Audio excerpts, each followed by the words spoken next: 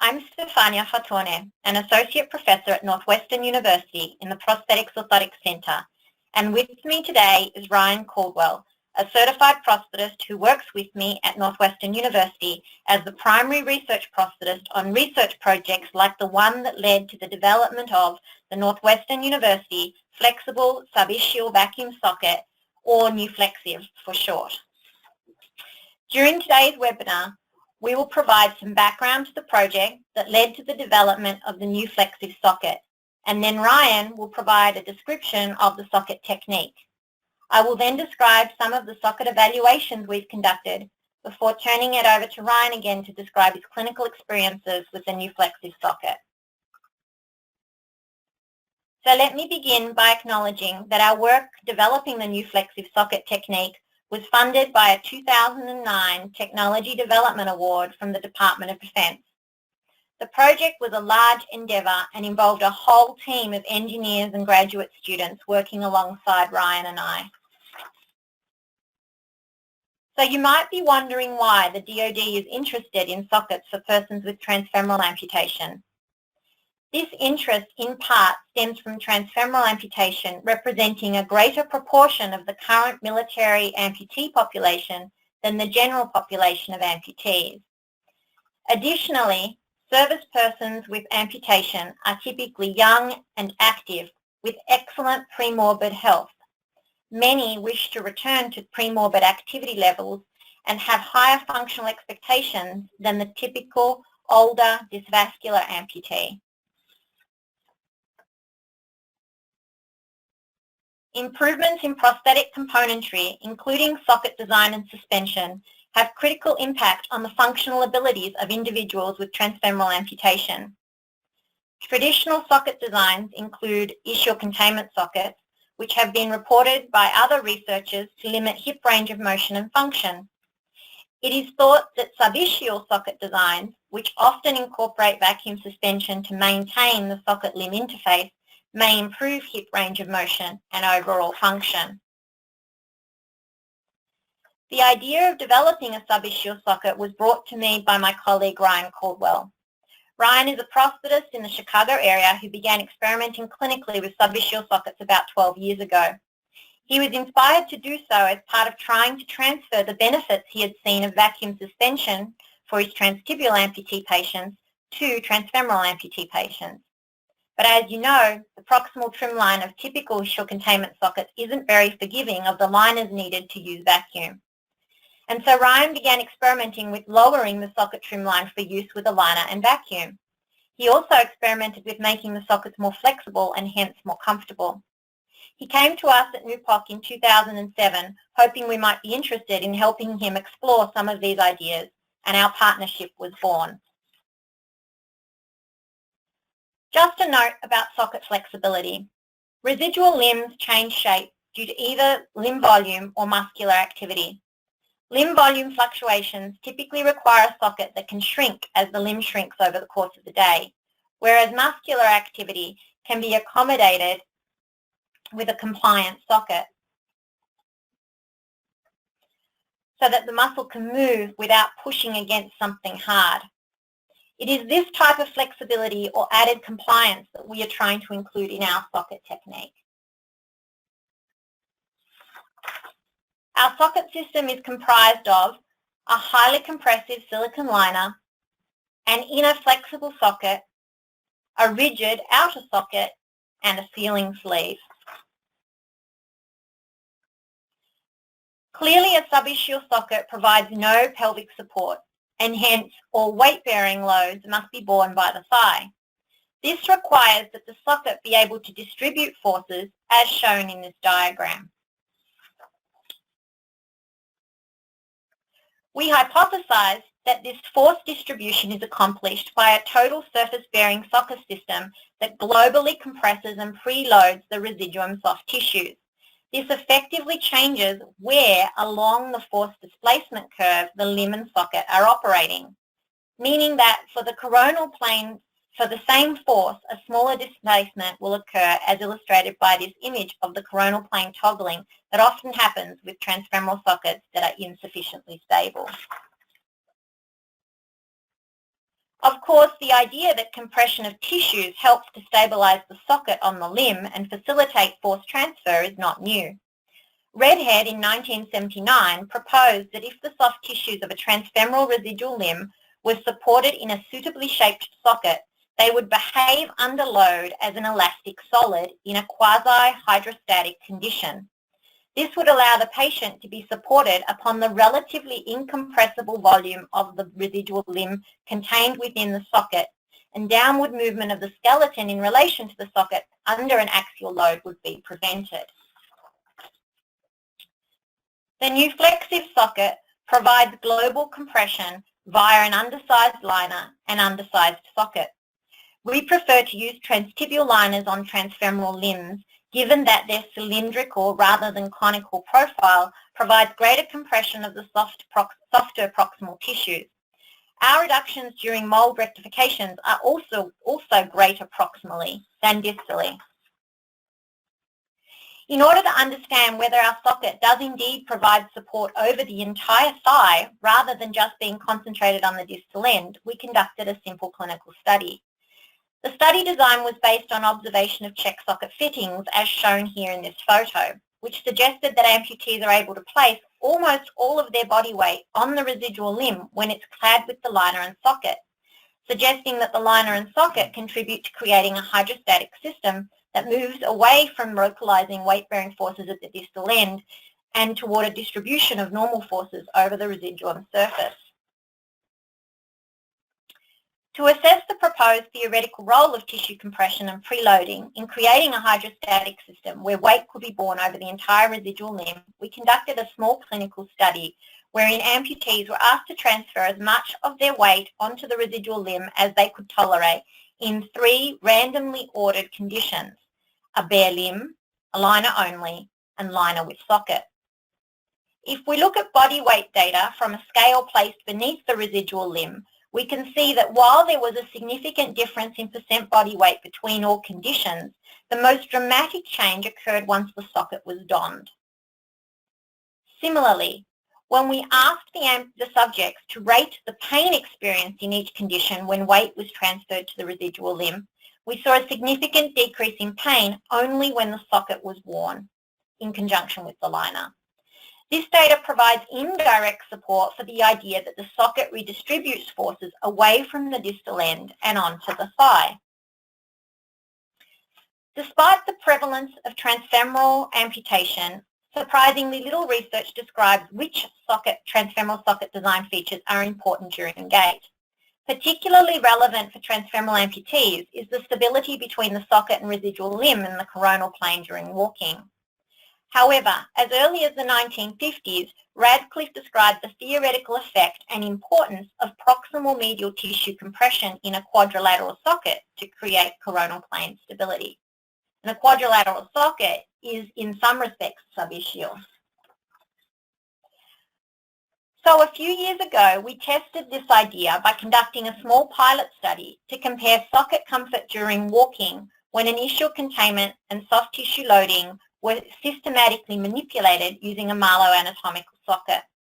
The mask socket was used to explore this idea because it is easy to isolate the ischial containment portion of the socket and make it removable without disrupting other aspects of the socket.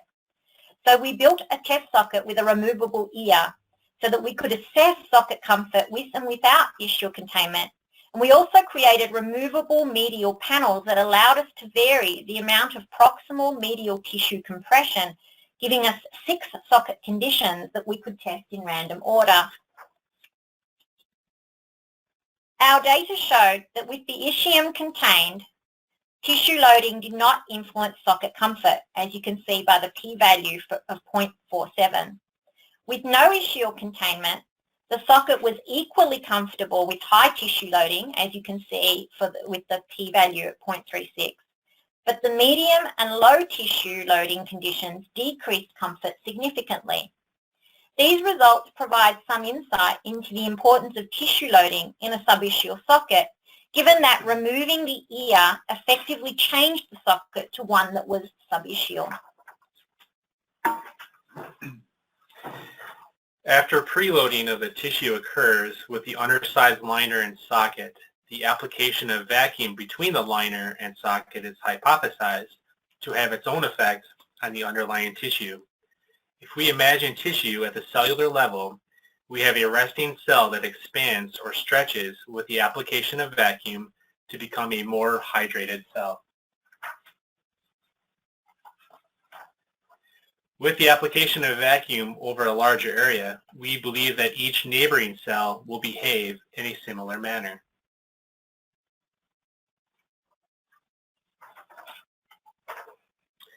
Pictured here is a transtibial limb in the transverse plane. If neighboring cells can expand and lock against each other, this should provide a weight-bearing structure with minimal internal movement. Under the applied vacuum and the cyclical effects of walking, the cells will experience interstitial flow in and out across the cell wall. In a transfemoral limb, there is more tissue present that can be preloaded in order to reduce the amount of expansion the cells would require to form a similar weight-bearing structure.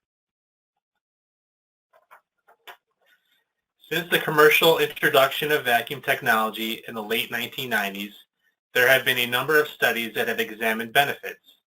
Many of these studies have been summarized in a review by Kale and colleagues, included reduced volume fluctuations, reduced movement between the socket and residual limb, and improved pressure distribution. Since the review, one study has suggested wounds can heal while vacuum sockets are worn. Overall, the NU-FlexSIV socket has three important characteristics: socket trim lines that do not impinge on the pelvis, improved suspension with the use of vacuum technology, and flexible materials for improved comfort. We believe it may be possible that these three components of improved suspension, comfort, and hip range of motion together may lead to improved functional performance. However, at the very least, the socket should be more comfortable without a decline in functional performance. In my clinical practice, I have used a version of the NU-FlexSIV design for about 12 years, and to date have fit more than 150 patients ranging in age from 16 to 88 years old. Most of these users were experienced users, and again, for patients that utilize vacuum, they need to be compliant. Most of the patients have a volume that is relatively regulated, but you can see in the pictures that the types of patients that have been fit with this system have scarring, invaginations, heterotopic ossifications, bone spurs, and skin grafts. We have been able to fit different types of patients with a variety of muscle tone and femur lengths. To date, the patient that has been fit with this system with the shortest femur length, it was just under 5 inches. Contraindications for this type of system are patients that have significant muscle bunching, deep longitudinal invaginations, allergies to silicone liners, and noncompliance. The NU-FlexSIV design incorporates sub-ischial socket trim lines that differ greatly from ischial ramal containment systems. The NU-FlexSIV utilizes an undersized liner, specific impression rectifications, and vacuum technology to provide a means of comfortable weight bearing from the person to the prosthesis. For the NU-FlexSIV socket, the trim lines typically end 25 millimeters distal to the ischial tuberosity and 50 millimeters distal to the greater trochanter. The goal is to contain the medial soft tissue while not contacting the pelvis. It is not a question of how low you can go, but how low should you go?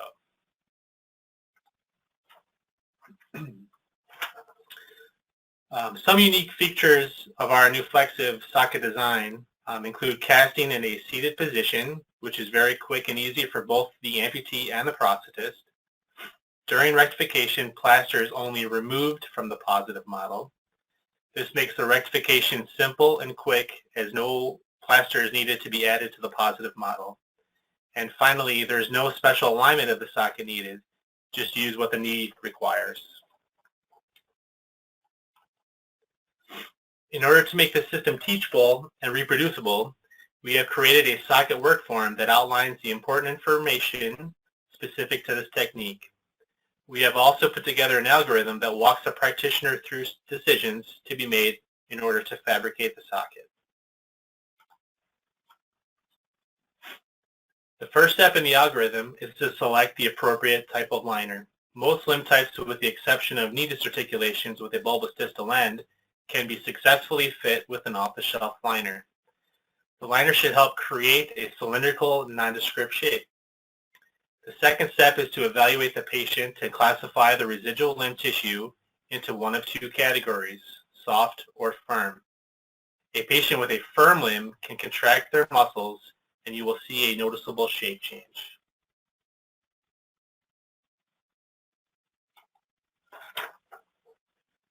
After classifying the patient's limb, a measurement is taken for the liner needed. The undersize of the liner for the NU-FlexSIV socket is crucial for preloading the soft tissues. For example, the model in the photo had a circumference of 33 centimeters and it was fit with a size 30 centimeter liner instead of a size 32.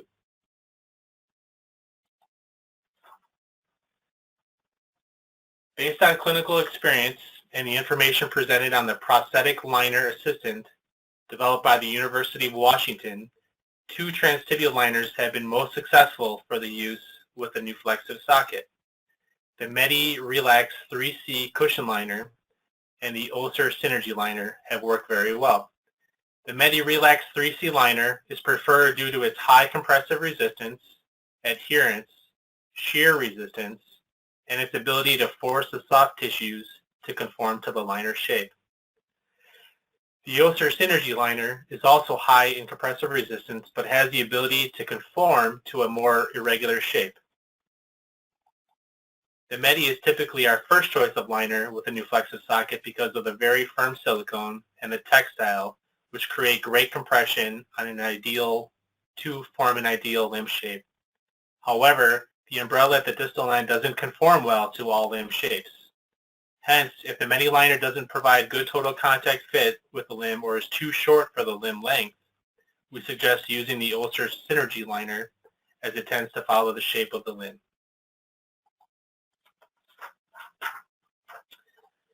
This video, what we've described as the shake test to demonstrate the difference in stiffness between the two liners. Note that while it takes a while for the Synergy liner to fold over, the Medi is quite a bit stiffer.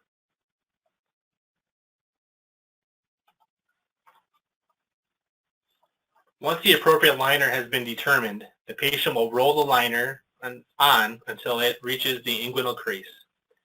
A small portion of the liner, approximately 30 to 50 millimeters, will then be folded down upon itself. This reflected portion of the liner will help to establish the proximal trim line of the socket. In the NU-FlexSIV system, the liner serves three purposes beyond suspension. The liner helps to preload the tissues so that they can better serve as a weight-bearing structure.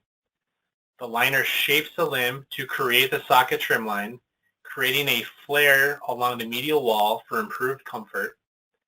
In conjunction with the limb position while casting, the firm liner helps to simplify the subsequent mold rectifications.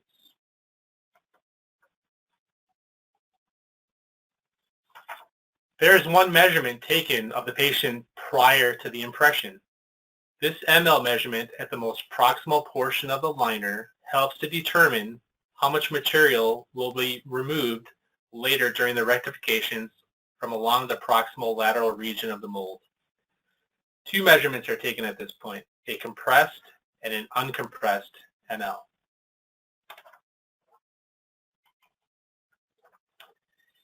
After the plastic wrap and cast sock have been applied, the patient will position themselves at the end of the chair and abduct their limb. This will allow the impression to be taken as proximal as possible.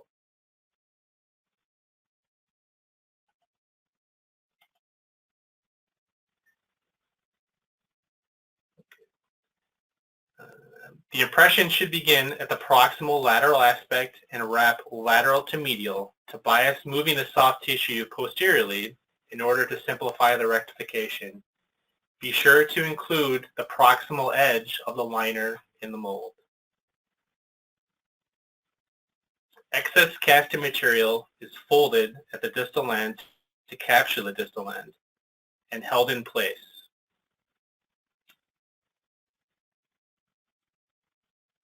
You will note that there is not any tension applied to the casting tape when wrapping, and pressure on the distal end is not needed and only used to hold the casting material tight to the residual limb.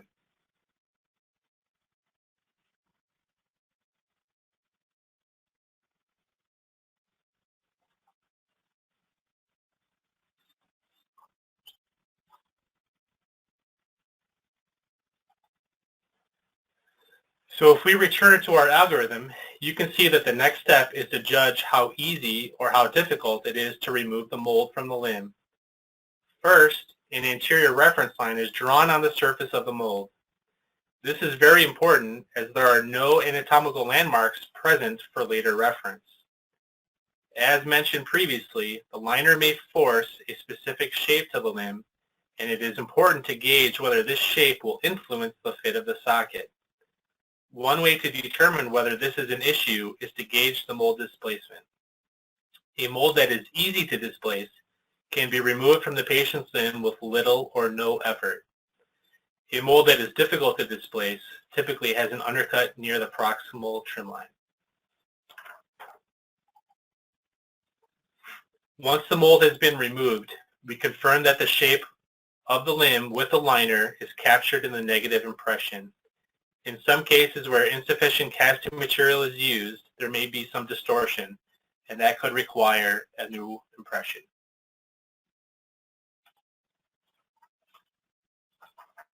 Based on the classification of the limb tissue type as soft or firm, and the ease or difficulty of displacement of the impression from the limb, the magnitude of the mold rectifications can be determined. Mold rectifications will be gradated with the proximal percentage reductions being higher than the distal. We will use these reduction percentages to calculate the amount of material to be removed from the mold. However, these reductions are made in specific regions rather than globally. The last point of this algorithm is to guide where the rectifications will be made. To do so, we classified the residual limb into one of two categories: symmetrical or asymmetrical. This classification of limb shape is made with the liner on. The rectifications for the NU-FlexSIV system are typically concentrated over two areas. These areas are the proximal lateral trim line and the posterior soft tissue belly. Using the lateral limb profile, imagine a reference line. We use a ruler as we typically do this in a hands-on course. And we use this ruler just proximal to the end that is parallel to the midline of the residual limb. One that follows the posterior aspect of the limb. Ideally, the goal is for these two lines to be parallel and to provide a flatter surface for the socket to rest on a chair and eliminate socket toggling anteriorly, which can cause air to get between the liner and the limb. Note that the area of the limb beneath the reference line, this is approximately the amount of material that needs to be removed from the posterior region of the mold to make the socket more cylindrical in shape.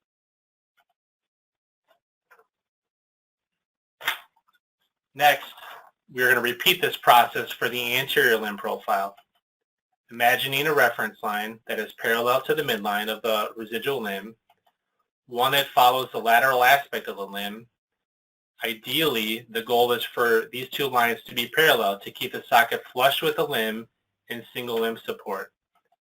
Note that the portion of the limb lateral to the reference line, this is the amount of material that needs to be removed from the lateral region of the mold to make the socket more cylindrical in shape. This particular case shows a patient that has a symmetrical shape where the areas located between the reference lines and the edges of the limb are similar in size. Remember that some liners can influence the limb shape more than others, and in some cases will present differently than without a liner. For reference, limbs that present with one area bigger than the other, the limb is then considered asymmetrical. The mold is then poured, making sure to mark the anterior midline. This midline will be used to create a quadrant system on top of the mold, dividing the mold into 4 sections. A line is drawn through the anterior midline mark on top of the mold posteriorly to create an AP midline. A perpendicular line is then made to form a ML midline. Both of these midlines are bisected to form quadrants, which are used to provide the frame of reference for rectifications. There are 3 main steps to the rectification process. The first modification is located at the proximal lateral trim line. The half-round sureform is used to reduce material to the proximal ML dimension measured earlier. This is done to improve coronal plane stability of the socket. This modification takes place along the full width of the lateral quadrant and typically is about the full depth of the sureform file. The second modification is along the posterior soft tissue belly. This modification is made to flatten the soft tissues for improved sitting comfort and to ensure the socket and liner do not pull away anteriorly from the limb in sitting. The final step in the mold rectification is to blend these 2 aggressive modifications that were made to the point where the previous 2 steps are difficult to discern.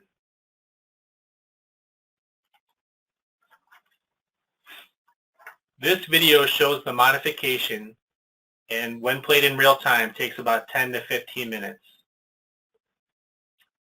So the process begins along the medial aspect of the mold. We will take circumferential measurements in 1-inch increments. We first mark those points at those 1-inch increments with an indelible pencil so that they are easily seen while taking measurements.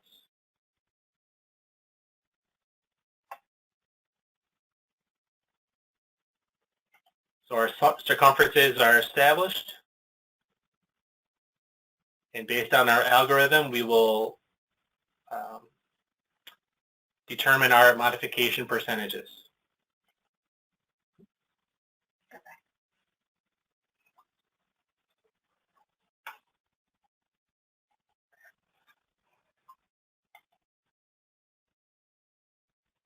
So again, our first step is to work along the proximal lateral trim line.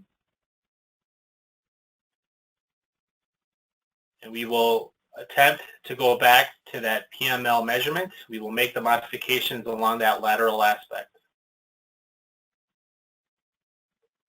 You can see that that modification is along the full lateral quadrant, which was marked.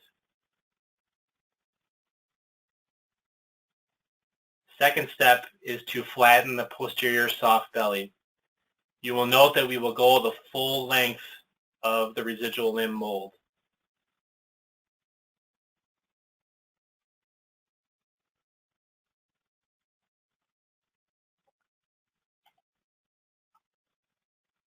You will see that the flattening of the posterior soft tissue is rather aggressive. And stage 3 is to blend those 2 modifications together. Again, once this last modification step has taken place, you will no longer be able to see those 2 first aggressive modifications.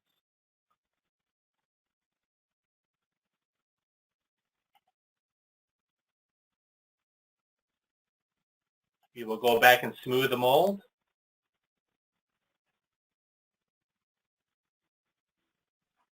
Typically, I like to use a flat sureform to follow the contours that still remain in the mold.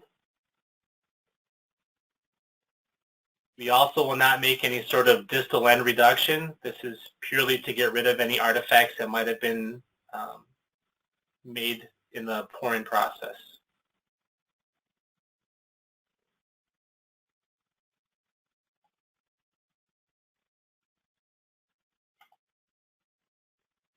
The final step is just to use our wet fabric cut to smooth the mold.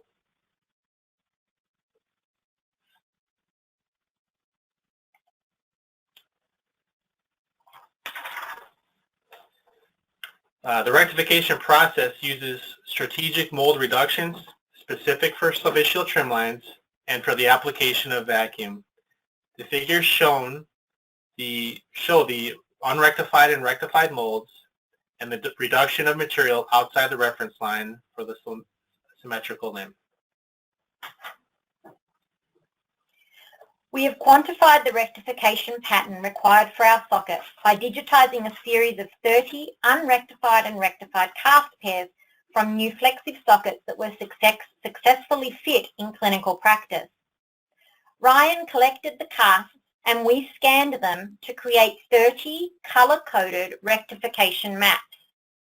Color coding indicates how the shapes of the molds have changed when plaster was removed. This example rectification map shows the typical rectification pattern required for the NU-FlexSIV socket. The scale on the right indicates, using colors, the amount of material removed from the cast. Note that we don't add material when rectifying, we only remove it. You will also note that material removal is concentrated on the posterior and proximal lateral regions of the mold. Material removed from the proximal lateral region eliminates lateral gapping at mid-stance, creating a narrow proximal medial-lateral dimension.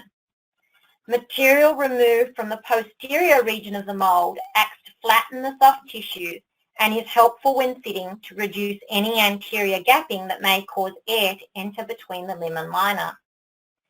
Joining these two rectifications together creates a boomerang-shaped modification along the proximal lateral trim line and sweeping over the posterior muscle belly.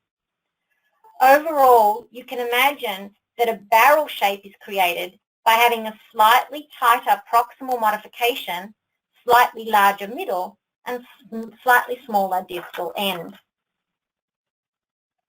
The process of creating rectification maps is important because it allows our technique to be used with CAD/CAM and central fabrication. Rather than taking a cast, prosthetists can digitally scan the limb and send their image file to a central fabrication facility to be rectified using our rectification template. For these purposes, the map is adapted into a contour map that can be wrapped onto the image file and scaled to fit the particular residual limb.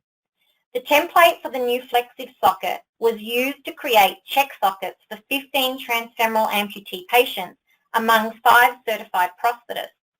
Feedback from the certified prosthetists suggested that the template was useful for achieving a reasonable initial fit of the check socket. Typically, the only adjustment made to the check socket was to add pads to increase control laterally and achieve a tighter fit of the residual limb. We began teaching the technique to prosthetists in 2015.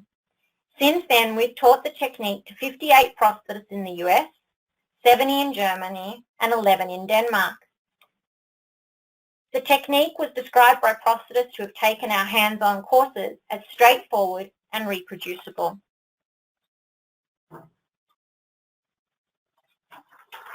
The NU-FlexSIV socket does not have any specific socket alignment requirements and should be set up in the sagittal plane according to the manufacturer for the provided need. The socket is typically very neutral in the coronal plane, but sockets for longer limbs can incorporate more adduction. In terms of a dynamic socket assessment, the patient dons a liner and slides the limb into the socket. The user then stands into the socket to completely seat and then reflects the extra portion of the liner over the socket wall. The sealing sleeve is rolled up to seal the exposed gel of the liner to the outside of the socket. And in this case, the patient engaged his electrical vacuum pump. We have a view of the patient walking in the sagittal plane. As you can see, good range of motion. The next video focuses on the socket and limb interaction and has a better, more close-up view.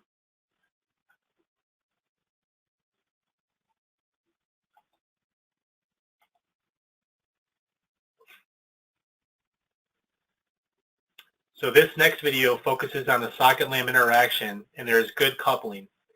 In the coronal plane, you can see that there's not Have been any accommodations to the alignment of the knee?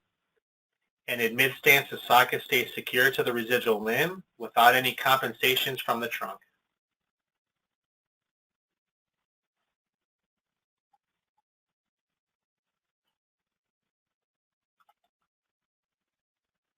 This next video shows the patient and the ability to see the trunk and the lack of compensation.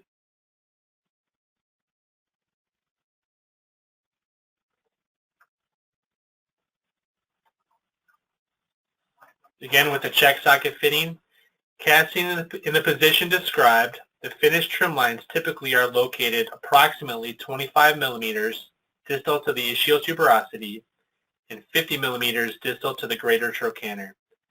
Depending on the patient's individual anatomy, the initial trim lines may make contact with the pelvis and can be lowered or heated and flared during check socket fitting. The question that is often raised is how low can the trim lines go? We believe that it's not a question of how low you can go, but how low you need to go.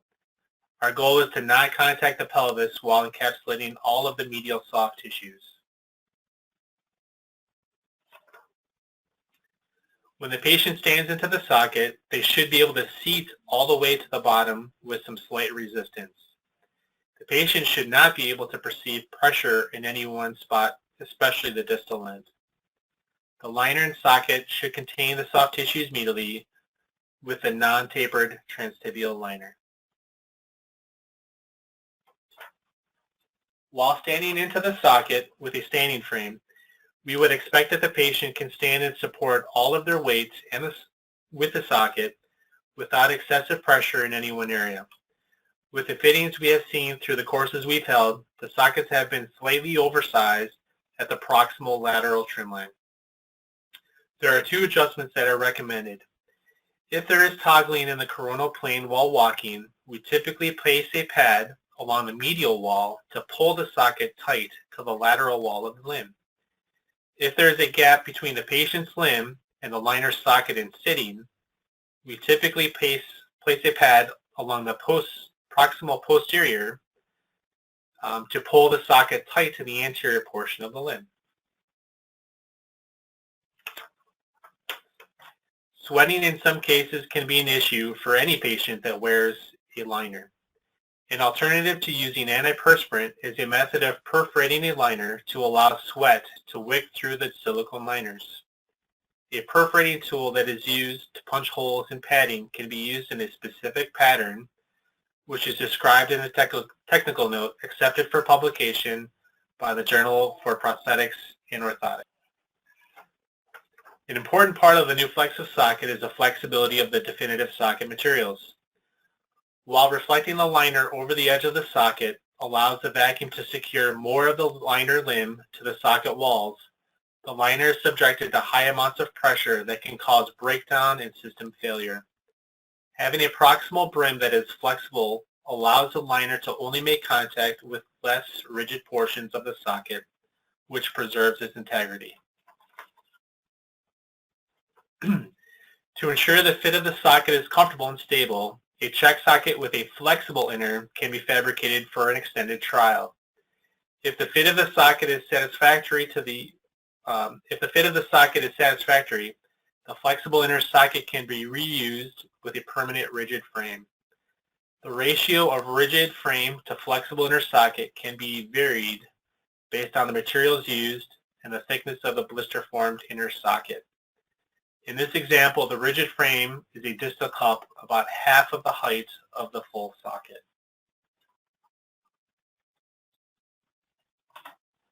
The material that we typically use as the flexible inner socket for the NU-FlexSIV socket is the NU-Flex EVA, which is distributed by OSER. The material is very lightweight considering the thickness you may pull. It has the ability to support axial body weight without additional support from the rigid frame. It is relatively smooth without being tacky, but it can shrink if it is removed from the mold prematurely. There are many ways to construct the NU-FlexSIV socket.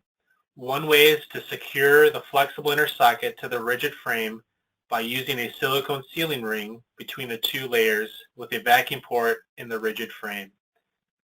This socket construction allows the vacuum to pass through a small hole in the flexible inner, and it also uses the vacuum to secure the sockets to each other.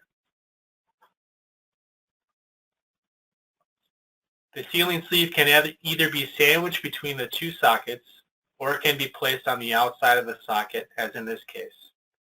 Since the rigid socket starts at half the socket height, there is plenty of sealing space for the sleeve to seal to the inner socket. As mentioned previously, if the fit of the flexible check socket is good, it is easy to reuse the flexible portion in the definitive socket. The ability of the flexible socket to splay under pressure keeps the silicone liner from getting holes. We will now show a series of case studies of a variety of patients and their clinical outcomes. The first case presentation is also our lab research subject. He has a transfemoral amputation due to trauma with a long and strong residual limb. He is very active, likes to run, work out, works construction full-time in masonry, and has been a user of the NU-FlexSIV system since 2007. We have a video of the subject walking in the hallway in the office. You will note that the lateral wall of the socket is very secure to the residual limb at mid-stance. He has a very narrow base and a very symmetrical gait. This type of patient can walk in any type of prosthesis, but his activity level is very demanding on the functionality of the prosthesis.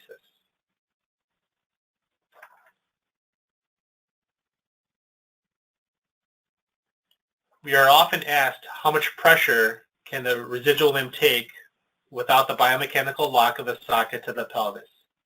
This video shows the patient running his first 5K race with use of the flexible NU-FlexSIV socket.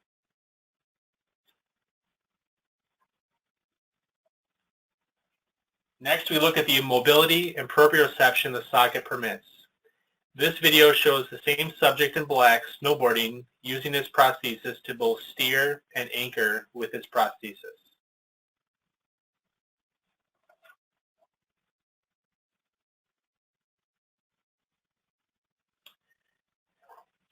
In case 2, using still photos, we were able to capture the differences in this patient's gait. Pictured on the left is the patient in his ischial containment socket, and the picture to the right is the patient in the NU-FlexSIV check socket. For this patient, the NU-FlexSIV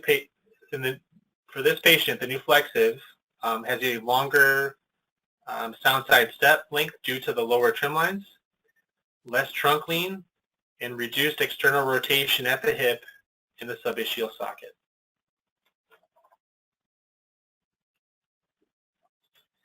The third case study shows a more typical patient presentation of a patient who lost his leg in trauma. He presents with an existing ischial containment socket with a lanyard strap suspension that is very uncomfortable. Due to the discomfort of the proximal brim, the patient developed a hip flexion abduction contracture, holding his limb in a position to avoid the effects of an ischial containment brim.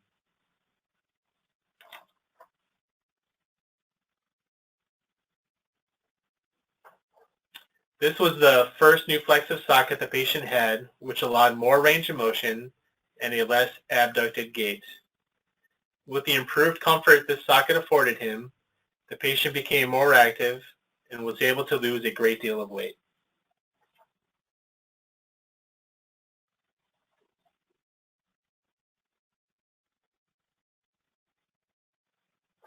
After about 8 months, the patient required a new socket due to a 55-pound weight loss. At this point, the patient returned back to physical therapy, reduced his abduction contracture, and achieved a more narrow base due to the decreased discomfort at the groin. This patient came back to the clinic a few months following this visit, and he reported that he recently walked a week's worth of Disney World, which he would never have thought of doing with his previous system.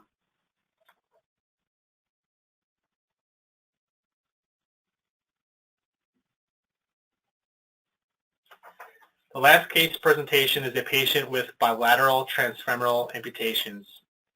Patients with bilateral amputations would benefit greatly from this system, as the scissoring effect of the proximal brims can be really uncomfortable. This patient is very active given the prostheses that he was provided, but had a history of falls and skin breakdown. A slow and abducted gait can be observed.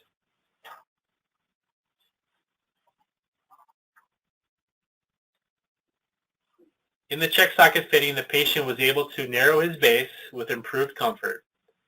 The walking speed has increased and the improved range of motion is evident. The reduced brim heights proved to be much more comfortable without loss of stability.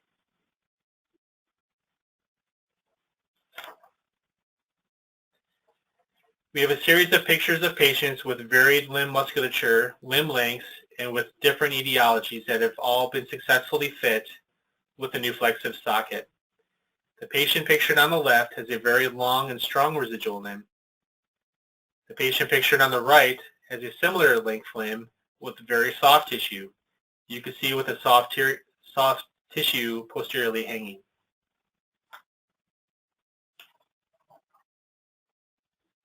The next series, the patient pictured on the left has a shorter residual limb with soft tissue and invaginations. The patient pictured on the right has a longer, stronger limb with very heavy invaginations throughout the distal end.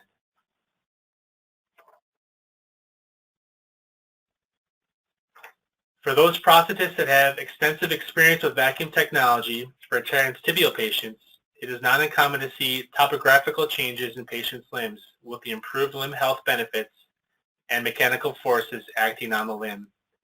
In this transfemoral case, we were able to see similar effects with some of the heavy invaginations lifting and filling to create a flatter, more healthy residual limb.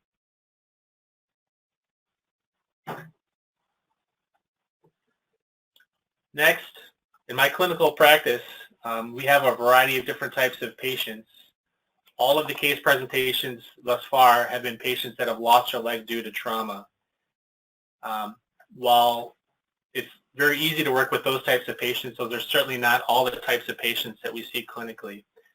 So we have a video here of a patient that we interviewed who described his experience with a variety of different types of prostheses. And typically patients of K3 and K2 nature benefit from this type of a system because they are more willing and able to wear prosthesis longer throughout the day, also due to the improved comfort in sitting. We'll show a quick video of the patient walking.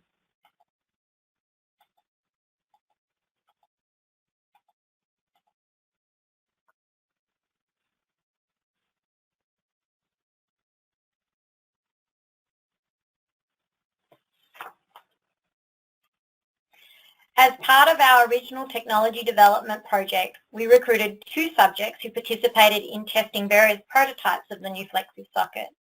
These 2 subjects were both young and very fit, similar to the amputees of interest by the DoD. As Ryan already alluded, one of the subjects came into the study wearing an early version of the Sub-Ischial socket. As such, he was quite reluctant to revert to wearing an ischial containment socket for the purposes of our research, and his socket comfort scores reflect that, with a very low score for the ischial containment socket and a very high score for the sub-ischial socket. Our second subject came into the study with an ischial containment socket, which he found quite comfortable, and increased comfort slightly in the sub-ischial socket. Function with both sockets were compared using a series of time performance measures, such as the 4-square step test. This slow motion video shows one of the subjects performing this test, which, as you can see, requires stepping as fast as possible in all directions, providing an assessment of agility.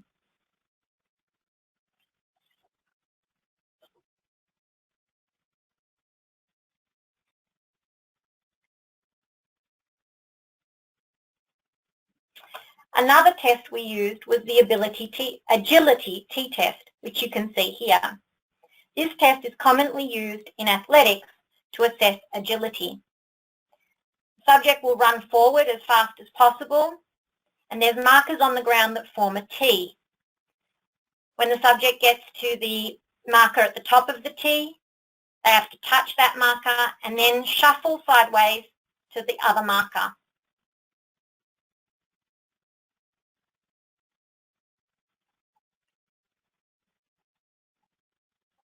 Once they touch the marker to that side, they then have to shuffle back to the marker at the very other end of the top of the T.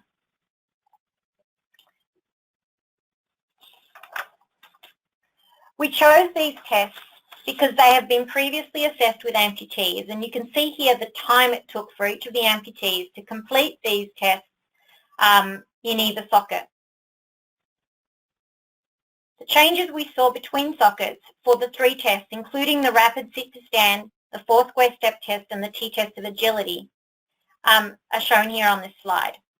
The changes we saw for the rapid sit-to-stand and 4 square step test tended to favour the ischial containment socket, but did not exceed the minimal detectable change values reported for able-bodied service members when they perform this test. Similarly, performance on the agility T-test favoured the sub-ischial socket for subject 2, but again did not exceed the minimal detectable change values reported for US service members with transfemoral amputation. These suggest that overall the subject performed equally well in both sockets on these tests. Gait analysis data were used to look at things like lateral trunk flexion and whether the lateral trunk flexion over the prosthetic leg-in stance differed between sockets. As you can see from these graphs, we did not see any difference between sockets for either subject at normal or fast walking speed with respect to the shoulder going down over the prosthetic limb in stance. As shown previously by Ryan, when asked, our subjects can demonstrate the ability to jog and run on the sub-ischial socket. Further preliminary evaluation of the socket is being conducted by our collaborators at the Centre for the Intrepid, Brooke Army Medical Centre, who we trained to fit our socket to their military amputees. They compared the NU-FlexSIV socket to the ischial containment socket in 3 subjects. They've done 3 more since this data was generated. These 3 subjects were able to perform gait analyses both during level ground walking and while climbing stairs. The data shows that hip extension increased an average of 8% on level ground walking and 5% during stair ascent when the sub-ischial socket was worn. They also found no lateral trunk flexion with the sub-ischial socket, no greater than the ischial containment socket. However, walking speed was unchanged between sockets, and while one subject preferred the NU-FlexSIV socket for everyday use, all subjects preferred the sockets for activities that challenged hip range of motion, and 2 subjects said it was very comfortable for sitting. Here is an example of the results of the clinical tests for one of the military subjects. Performance on both the T-test of agility and the 5 times rapid sit-to-stand test was better in the sub-ischial socket, while the change in the 4 square step test was no different between sockets. So again, overall, the military subjects did not show any decrement in performance when wearing the sub-ischial socket. Clearly, the performance evaluations done to date are preliminary. Luckily, the DoD has funded us to conduct a larger randomized crossover trial comparing the ischial containment socket and NU-FlexSIV socket. This project is currently underway. Since we began recruitment last April, we have managed to enroll 10 subjects with an 11th subject enrolled as well. For further information, the work we've described here, you can download these 3 Prosthetics and Orthotics International publications. The first 2 publications, Part 1 and Part 2, describe the technique and the preliminary evaluations with our 2 subjects and are open access, meaning that anyone can view the PDF without needing to be a subscriber to Prosthetics and Orthotics International. The third paper describes the quantification of rectifications that we already talked about, and that paper is not, unfortunately, open access, but can be viewed by subscribers. We want to thank you for your attention to this webinar and for choosing to view it. and let you know that all future updates on this work associated with the NU-FlexSIV socket will be made to our website, and the web address is provided here. And we hope that you will keep checking for more information as it comes to light. Thank you.